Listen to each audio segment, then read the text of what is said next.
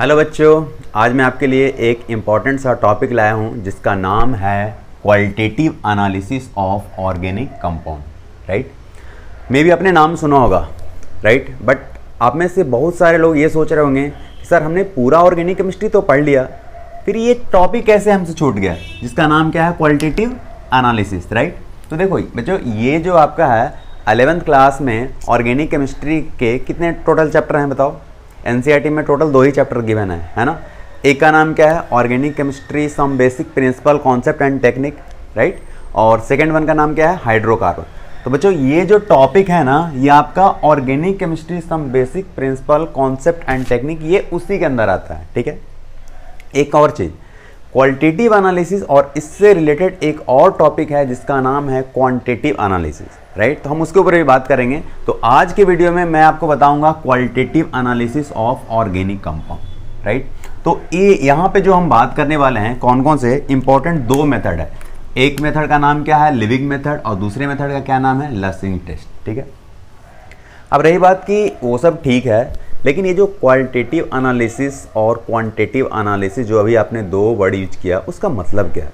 तो बच्चों सुनना ध्यान से, ये जो क्वालिटेटिव एनालिसिस है, यहाँ से आप बस ये आइडेंटिफाई करोगे कि ऑर्गेनिक कंपाउंड में कार्बन है या हाइड्रोजन है या नाइट्रोजन है या सल्फर है या फॉस्फोरस है या फिर हैलोजन, कुछ इस तरीके से। राइट, लेकिन अगर हम बात करेंगे क्वांटिटेटिव एनालिसिस, उसमें आप ये कैलकुलेट करोगे कि कितना ग्राम कार्बन है, कितना अमाउंट हाइड्रोजन है, कितना अमाउंट नाइट्रोजन है। तो होप हर किसी को ये बातें क्लियर हो गया कि क्वालिटेटिव एनालिसिस में हम लोग क्या पढ़ने वाले हैं और क्वांटिटेटिव एनालिसिस में क्या पढ़ने वाले हैं। क्लियर है ना।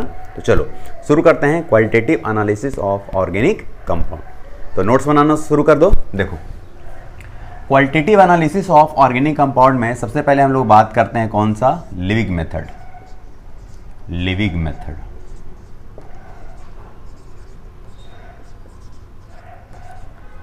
क्या है ये लिविंग मेथड, ध्यान से देखिएगा। देखो, ये जो लिविंग मेथड है, इस मेथड से हम ये आइडेंटिफाई करते हैं कि ऑर्गेनिक कंपाउंड में कार्बन है या फिर क्या है हाइड्रोजन है। ठीक है, तो इसको ब्रैकेट में लिख लेना, detection of carbon and hydrogen. ठीक है, कार्बन एंड हाइड्रोजन। इस मेथड से आप ये आइडेंटिफाई करोगे कि ऑर्गेनिक कंपाउंड में कार्बन है या फिर क्या है हाइड्रोजन है। और हाँ, आप यहाँ से ये आइडेंटिफाई नहीं कर सकते हो कि कितना अमाउंट कार्बन है, कितना अमाउंट हाइड्रोजन है। उसके लिए मैं आपको इसके बाद वाला लेक्चर लूँगा जिसका नाम है क्वांटिटेटिव एनालिसिस। वहाँ पे आपको मैं बताऊँगा कि कितना ग्राम कार्बन है या फिर कितना ग्राम हाइड्रोजन है। क्लियर है। तो चलो, तो सबसे पहली बात कि लिविंग मेथड में क्या क्या आइडेंटिफाई करेंगे, कार्बन एंड हाइड्रोजन। ठीक है, तो होता ये है कि आपका ऑर्गेनिक कंपाउंड, मान लो ऑर्गेनिक कंपाउंड कंटेनिंग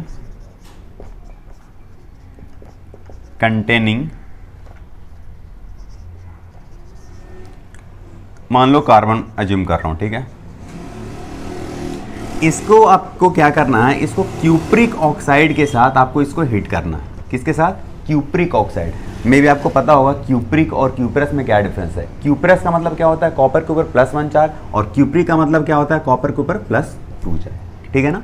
देखो, ऑर्गेनिक कंपाउंड कंटेनिंग कार्बन अगर रहेगा, अगर आप उसको क्यूप्रिक ऑक्साइड के साथ हीट करोगे तो पता क्या बन जाएगा, यहाँ से बन जाएगा बच्चों कार्बन डाइऑक्साइड, और साथ में क्या बन जाता है, कॉपर। राइट, तो जैसे ये कार्बन डाइऑक्साइड बन गया, आप तो ये अज्यूम कर सकते हो ना यार, अगर इसमें कार्बन डाइऑक्साइड बन रहा है मतलब इस ऑर्गेनिक कंपाउंड में क्या होगा, पक्का कार्बन होगा। राइट, क्लियर है ना।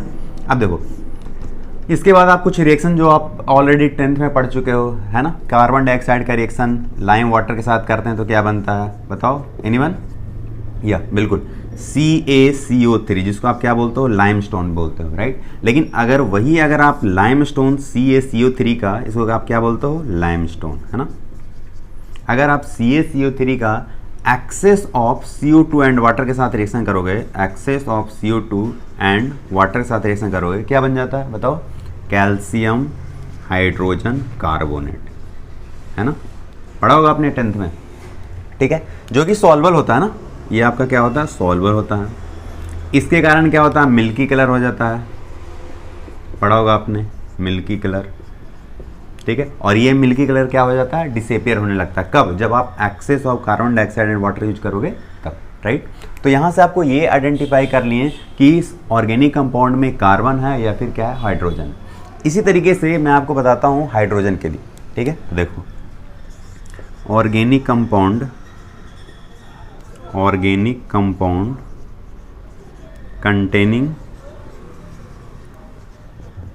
कंटेनिंग हाइड्रोजन,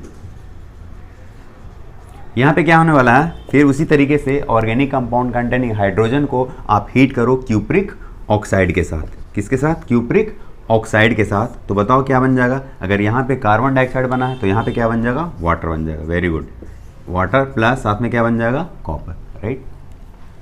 अब देखो वाटर जैसे बन गया, आपको आइडिया हो गया होगा कि इस ऑर्गेनिक कंपाउंड में क्या होगा, हाइड्रोजन होगा। क्लियर है ना। अब देखो, अब आपको क्या करना है, ये जो वाटर बना आप इसमें यूज कर लो एनहाइड्रस CuSO4। क्या, एनहाइड्रस कॉपर सल्फेट। किसी को पता है एनहाइड्रस कॉपर सल्फेट का कलर कैसा होता है? जी बिल्कुल सही जवाब है। इसका कलर क्या होता है, इसका कलर होता है क्या, कलरलेस। आप वाइट भी बोल सकते हो, राइट। लेकिन जैसे ही अगर आप एनहाइड्रस CuSO4 में वाटर ऐड करोगे, ये बन जाता है क्या, ब्लू कलर, CuSO4.5H2O, जिसको आप बोलते हो क्या, ब्लू विट्रियोल। क्या बोलते हो इसको, ब्लू विट्रियोल। क्लियर है, इसको क्या बोलते हो, ब्लू विट्रियोल, ठीक है। तो मुझे लग रहा है कि आपको लिविंग मेथड अच्छे तरीके से समझ में आ गया होगा। एक बार मैं आपको फिर से बता देता हूँ कि लिविंग मेथड में आप ये आइडेंटिफाई करोगे कि ऑर्गेनिक कंपाउंड में कार्बन है या फिर क्या है, हाइड्रोजन है। आप देख सकते हो कि ऑर्गेनिक कंपाउंड कंटेनिंग कार्बन, उसका रिएक्शन आपने किसके साथ करवाया, क्यूप्रिक ऑक्साइड के साथ।